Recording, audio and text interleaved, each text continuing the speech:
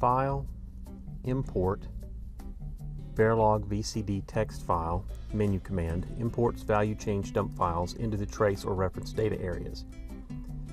VCD files are text files which represent digital signals and are usually created by a simulator. The intent of the VCD import feature is to allow simulation data to be viewed alongside and compared to the actual trace data captured by the GoLogicXL.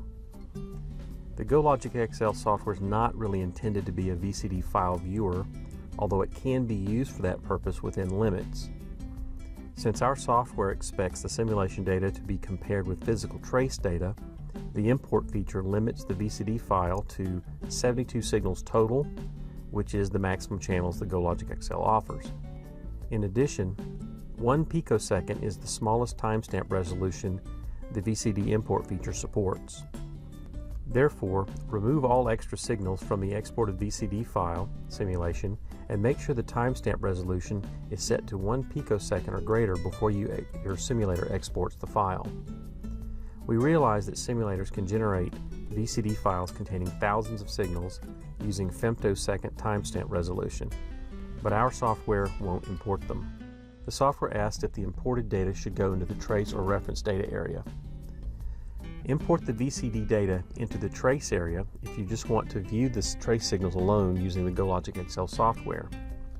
But you can also import the VCD data into the reference area if you want to compare the simulation to trace data that you actually captured with the GoLogicXL.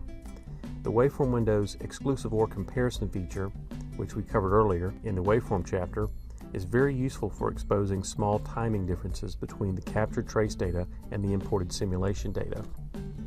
So right now I've got a project which is completely blank, and I'm going to open, let's see, the I2C test project. Okay, so here we have an I2C bus that has a start 36 address, 1, 2, 3, 4, 5, 6, and so forth. Let's export this first to a VCD file, and now let's close the project. I'm going to import the file. File, import, VCD text file, and I'm going to import it as trace data. I could also choose the reference data area, but since I don't have a simulation, it would be kind of silly to compare it to the captured data. So what I have here, let's delete this group I don't need.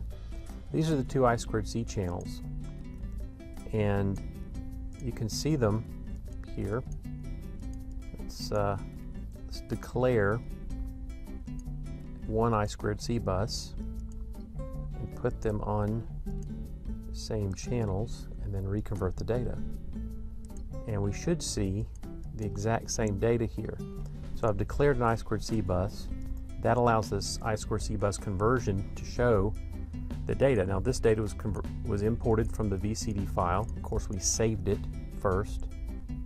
So that's the process of exporting and importing VCD files.